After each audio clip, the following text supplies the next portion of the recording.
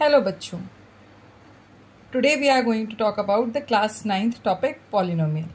मैंने बहुत सारे बच्चों से ये सुना है कि पॉलिनोमियल्स में सबसे ज़्यादा प्रॉब्लम आ रही है उन्हें।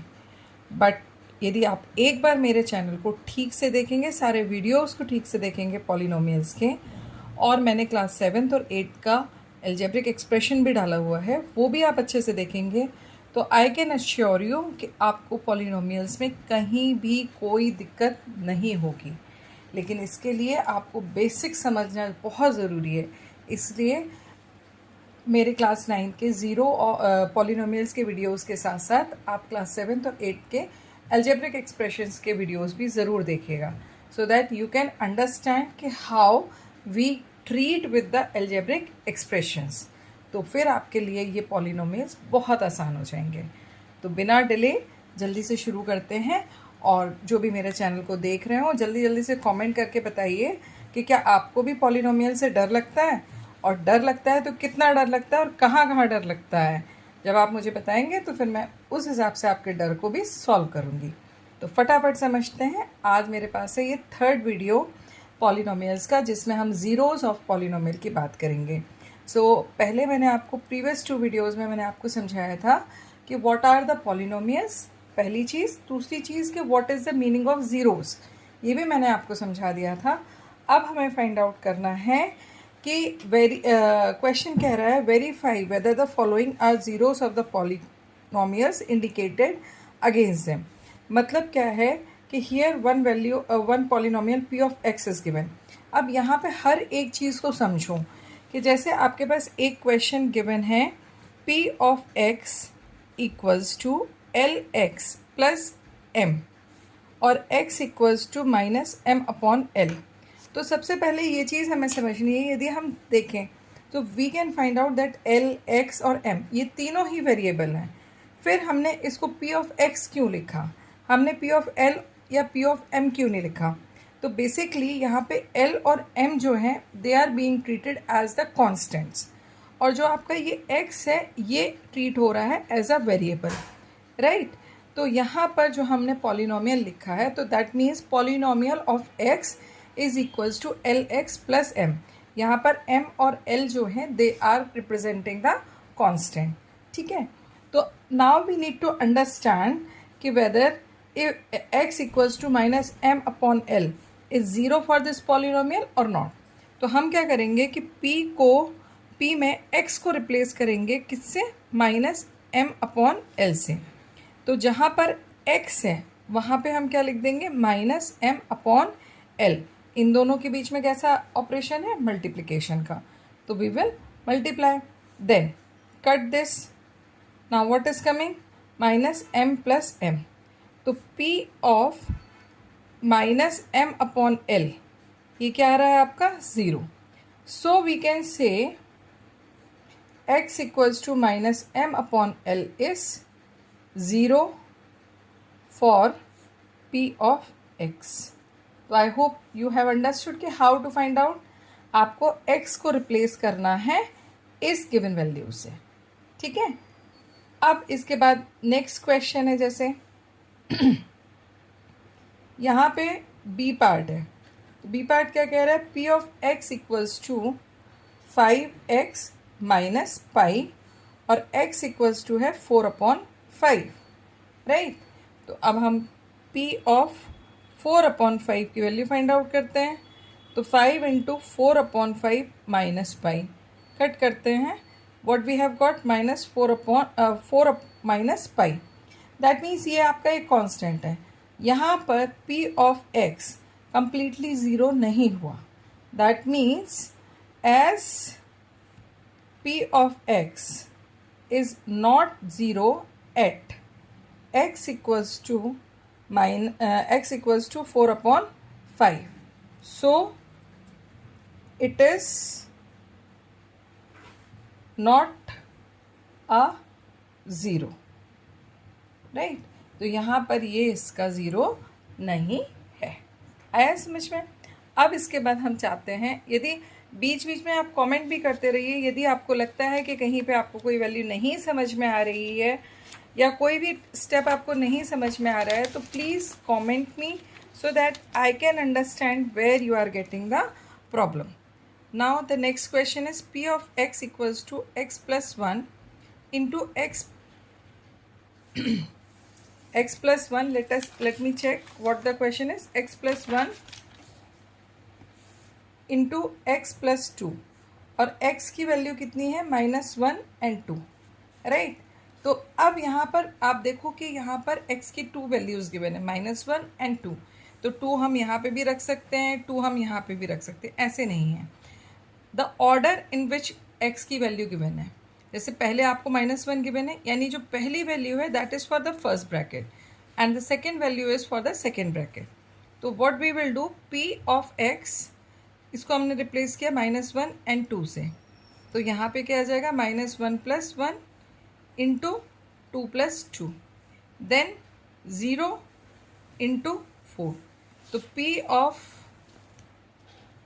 -1 and 2 कितना आ गया आपका, 0, right.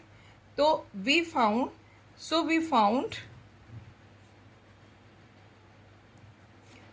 p at -1 and 2 is 0. So x equals to -1 and 2 are zeros for p of x. So I hope this question is clear. Now we are proceeding for the fourth part. अब यहाँ पर हम fourth part पे देखते हैं. तो यहाँ पर x की आपके पास दो वैल्यूज़ हैं. The first value is x equals to -1/3 and second value is 2/√3. तो सबसे पहले हम p of x -1/√3 को पुट करते हैं. तो 3 into -1/√3 square -1. Do that, 3 into 1/3 -1. What we have got, 1 - 1, that is p of -1/√3 equals to 0. That is, as at p -1/√3 it is 0, so x equals to -1/√3 is 0 for p of x. Now we are going to deal with p of 2/√3. तो यहाँ पे क्या आ जाएगा, 3 into 4/3, हमने square कर दिया, -1, cut this. तो यहाँ पे आया p of 2/√3 equals to 3. So x equals to 2/√3 is not a 0 for p of x. So in this way you can find out. I hope this you are able to understand. Now we are moving to the next part of it. Question is saying कि find p of 0, p of 1 and p of 2 for each of the following polynomials. It is very easy. I am going to do one part. Second part you will do on your own. So the very first thing, A part. What is given, p of y equals to y square minus y plus 1. यहाँ पर variable क्या है आपका, y. अब जो आपका y है, एक बार हम y के जगह पे 0 रखेंगे, देन 1 रखेंगे, देन 2 रखेंगे. तो the very first part y equals to 0. तो what will come, p of 0. तो 0 - 0 + 1 इक्वल्स टू 1. दैट मीन्स कि p ऑफ 0 आपका क्या आ गया, 1, राइट. फिर इसी तरीके से p ऑफ 1 पुट करते हैं. तो 1 - 1 + 1 दैट इज़ 1. तो p ऑफ 1 भी क्या आ गया आपके पास, 1, राइट. अब सिमिलरली p ऑफ 2 पुट करते हैं. तो यहाँ पे क्या आ जाएगा, 2² - 2 + 1 सॉल्व करते हैं. 4 - 2 + 1 दैट इज़ 2 + 1 इक्वल्स टू 3. तो p ऑफ 2 इक्वल्स टू 3. आप में से कितने लोग ऐसे हैं जिन्होंने क्लास 7th में और क्लास 8th में find the value of expression at x equals to this, y equals to this, ये किया हुआ है. जिन्होंने ये क्वेश्चंस, अलजेब्रिक एक्सप्रेशंस के क्वेश्चंस क्लास 7 में बहुत अच्छे से किए हैं, जल्दी जल्दी से अपना हाथ उठाओ और बताओ मुझे, क्योंकि उनको ये पोर्शन बहुत इजी लग रहा होगा. उनको लग रहा होगा कि ये तो बिल्कुल चुटकी का खेल है. तो आई होप कि सबको समझ में आ रहा होगा। यदि नहीं आ रहा है तो फटाफट से कमेंट करके मुझे बताइए, यदि आप अभी तक वीडियो में बने हुए हैं और आपका इंटेंशन है कि आपको मैथ्स को लर्न करना है, तो जल्दी से मुझे वीडियो में कमेंट करके बताइए कि आपको क्या चीज़ समझ में आई और क्या चीज़ आपको ईजी लग रही है या क्या चीज़ आपको टफ लग रही है। तब तक हम चलते हैं थर्ड क्वेश्चन पे। Find the zero of the polynomials in each of the following case. ये बहुत ईजी सा क्वेश्चन होता है। If you want to find out the zero of the polynomial, आपको कुछ भी नहीं करना होता है। आपके पास सबसे पहले पॉलिनोमियल गिवन है एक पर्टिकुलर वेरिएबल में। यहाँ पर वेरिएबल जो है वो है आपका x। तो just put this variable, just put this expression polynomial equals to 0। आपको क्या चाहिए? आपको ये फाइंड आउट करना है कि at which value it will become 0। इसीलिए हम इस पूरे पॉलिनोमियल को उठाएंगे और उसको 0 के इक्वल कर देंगे, so that we will be able to find out कि at which value of x it will become 0। तो अब p ऑफ x क्या था हमारे पास? x plus 5। तो p ऑफ x की जगह हम सेकेंड स्टेप में क्या रख देंगे? x plus 5 and then it will become 0। Then transpose करो, what you got? x equals to -5. That is p of x equals to x plus 5 will be 0 at x equals to -5.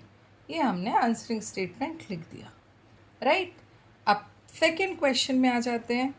p of x equals to C X plus D, जहाँ पर c जो है वो 0 नहीं है and c and d are real number. अब यहाँ पर इन्होंने ये बोल दिया कि रियल नंबर है, दैट मीन कि c और d जो है वो आपके फ्रैक्शन हो सकते हैं, नेचुरल नंबर हो सकते हैं, होल नंबर हो सकते हैं या कोई इंटीजर्स हो सकते हैं, ठीक है। तो यहाँ पर हम c और d को एज अ कांस्टेंट ही ट्रीट करेंगे। तो फिर से सेम प्रोसेस लेते हैं। p of x equals to 0, that means C X plus D equals to 0। Transpose कर दो, सी एक्स इक्वल्स टू आ जाएगा आपका माइनस डी, तो x equals to minus D upon C, that means 0 of p of x is x equals to minus D upon C, ठीक है। अब हम थर्ड पार्ट पे चलते हैं। थर्ड पार्ट में ये कह रहे हैं कि p of x equals to A X, जहाँ पर a इक्वल्स टू 0 नहीं है, दैट मीन्स a आपका होल नंबर नहीं है। It can be a natural number, it can be a fraction, it can be anything but not the whole number, right. तो same process, p of x equals to 0। अब यहाँ पर ए x equals to 0, तो x equals to क्या आ जाएगा आपका 0। तो a आपका 0 नहीं हो सकता है, तो इसका मतलब क्या हुआ? 0 आपका क्या होगा? x। So p of x is 0 at x equals to 0. So in this way you will be able to find out the zeros. So I hope कि now concept related to zeros are clear. In the next video we are going to talk about the remainder theorem. तो जिन्हें भी ये लगता है कि polynomial tough है, difficult है, वो एक बार मुझे कमेंट ज़रूर करें और मुझे ज़रूर बताएं कि आपको कहाँ डिफ़िकल्टी आ रही है, so that I will help you out. तब तक पढ़ते रहिए, आगे बढ़ते रहिए और नया नया कुछ सीखते रहिए। Good luck.